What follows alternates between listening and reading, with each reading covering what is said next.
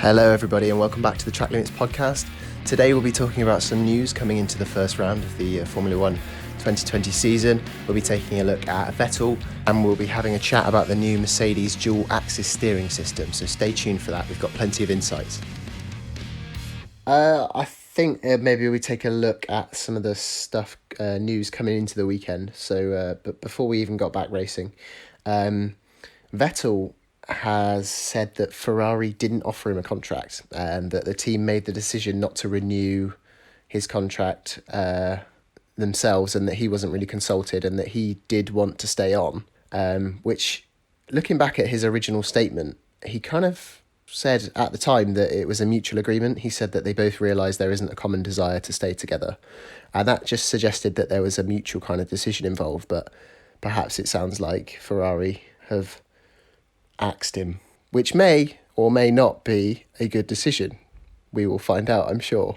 But what do you guys think about the Vettel contract thing? Maybe Binotto's not as truthful as we first thought.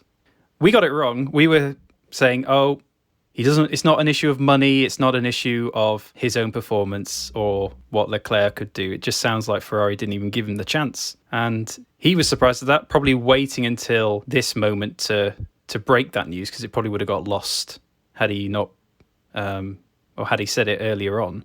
And it's kind of left him sort of rudderless, really, in the Formula One paddock. He doesn't really have a place to go at the moment, and sounds motivated, but obviously not enough to convince Ferrari. Yeah, I think it's when he first came out and said it was a mutual thing, I think he was probably trying to think of the team and think of his potential new team, still showing he's a team player and trying to get that immediate contract. But now that nothing's happened for him, I think he's just being honest. He's got nothing to lose, really. If he gets a good performance this year, he'll get a contract, I'm sure, although they'll need a better car for that. Some other stuff coming into the weekend. There's been a raft of new liveries. The Williams is now got rid of Rocket as its main title sponsor, so there's no red on the car, there's no Rocket. I think that Williams kind of looks better for it, to be honest. I mean, I was a fan of the red and blue and white, but I quite like just the blue and white. Thoughts? Yeah, I really love it.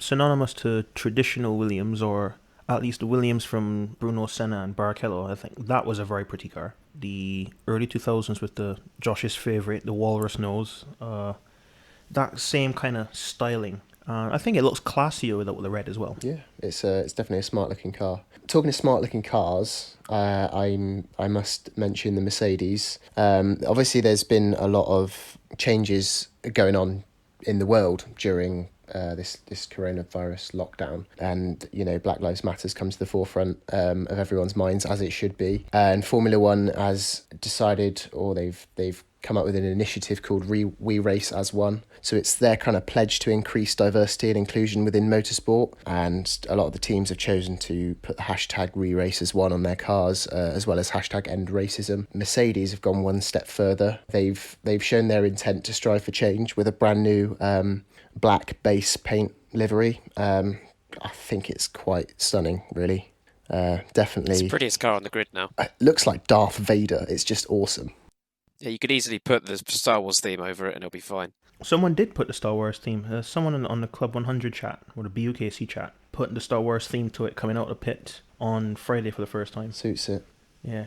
And watching the onboard with everything in black, the helmets and the suits and the gloves and everything, it's super stealth mode. And it's very, very striking. It's a really good message as well for Mercedes to show. They're obviously showing support for... Obviously, Hamilton's been at the forefront of a lot of the Formula One comments and stances that have come out. And for Mercedes to do that shows a real depth of character for them.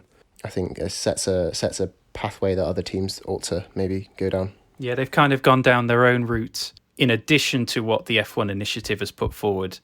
And like you say, I think that does send the right message. It's a good reminder for everyone every time they see that car that they're reminded of the issues that they want to talk about. So yeah, from my end, it ticks all the boxes. It looks great and it sends the right message too.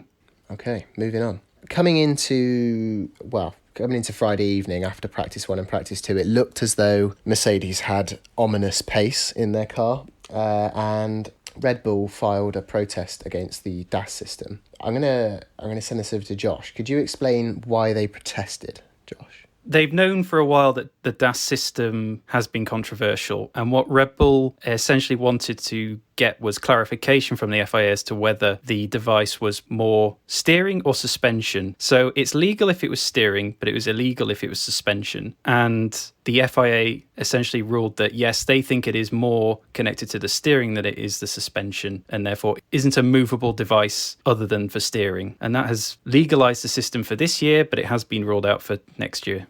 Yeah, I mean, I think it's still a little bit unclear as to what DAS is used for. It seems to be that the Mercedes are using the system on out laps, probably to try and get a bit more temperature in the tyres. It's still not. I'm struggling to understand a little bit. You know me, not exactly too technical. I understand how it works and what changes it makes to the front wheels, but I don't understand how that would warm up the tyres. So if anyone can fill me in on that, that'd be great. It's hard to explain because the system, it sounds like it's been 2 years in development for Mercedes, and they've been in constant contact with the FAA about it. So they haven't just sort of sprung it on everyone this year. It's kind of been building up to this point, and a lot of engineering has gone into it by the sound of things. If they're only using it on the out lap or the in lap or whatever to help with whether it's tyre temperature or stability or whatever it could be, all these different things, maybe all of them, it sounds like a lot of work for something that you're like, it just the outlap. Surely it must do more than that. So we're kind of watching from the outside thinking there must be something that they're not telling us, or they want to keep secret on. They're happy to talk about, the fact that it moves up and down and this and that. But yeah, there must be something more to it. Yeah, when it first came out during Barcelona, my initial thought of it and talking to people at work who I work with and stuff, and I think they're clever with it. At the moment, well, this weekend we saw it being used by Bottas during, behind the safety car in the intent to get heat into the tyres. Because the whole point of dual axis steering is it changes the toe. So the more toe out or the more toe in you have relative to static means you have more scrub.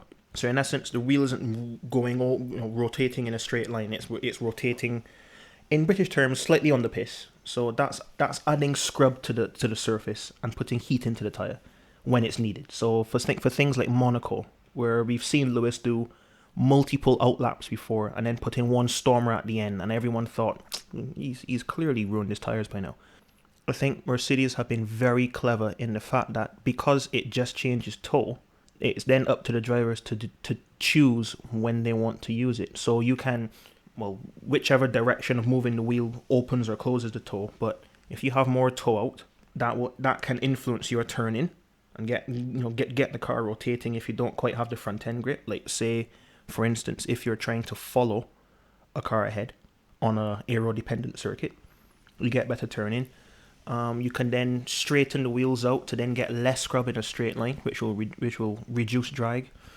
Likewise, if you are trying to do the overcut and you're on a harder compound, you just can't get heat into them during the race rather than behind a safety car, you can work the wheel on certain corners or certain long corners to help put scrub on them again. So they've basically created the perfect weapon and just given free rein to both Valtteri and Lewis to say, hey, you can now use these as you see fit as a driver. So there's a lot of engineering coming into the drivers themselves now and how they use that device, and I think that's incredible.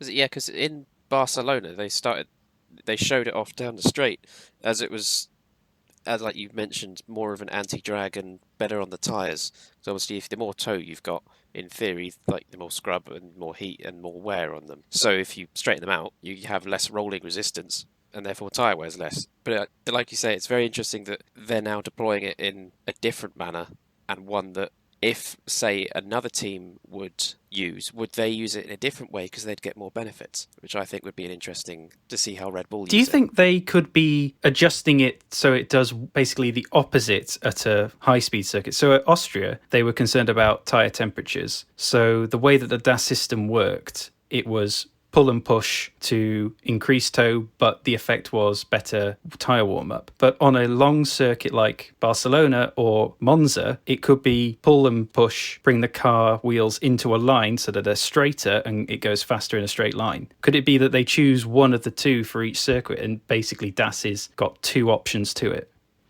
Well, to answer that question, yeah, it remains to be seen, but they haven't changed the direction it is. So the impression that I got was that it's a front mounted steering column. So the mounting points are in front the drive line rather than behind it. So by pushing it away, it opens the wheels out, and then by pulling it towards you, it closes the wheels in. Now, that same device, if you don't change it at all, and this is the ingenuity that Mercedes have done, by my understanding, so don't quote me on this, but you can use that same system across any circuit. It doesn't have to be set up for each circuit. So it's the same action. By pulling it towards you, it's causing more tow in. You know, if at Monza you need less rolling resistance, you just, you know, going on the straight and you have it all the way towards you. And then at the end of the braking zone, you can just push it away and you turn in and, you know, or behind a safety car or on a, you know, in between runs on Q3, you can have it all the way out going down the straight and help to put some scrub in, so that they in essence have a device that can be used on any circuit, and it's just putting it down to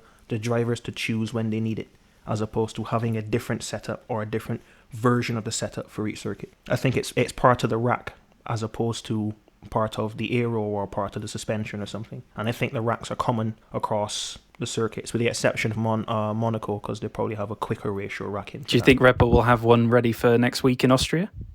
Well, it sounded like in the interviews that Christian Horner gave, it almost sounded like they wanted to clarify. I mean, I feel like Christian Horner he tries to be all sneaky, but I mean, you can read him like a book. And I got the impression, and I think a lot of people in the paddock and a lot of journalists got the impression that he or Red Bull protested in order to, you know, like you said, Josh, seek clarification on whether it was legal, so that they could go, well, ta-da, here we are, we've got it, rather than just hope that it was either found to be illegal or they could get started on implementing it. It just felt like maybe they did have something to go, but then did they? I don't think they did. No, I don't think they had something running for the first race.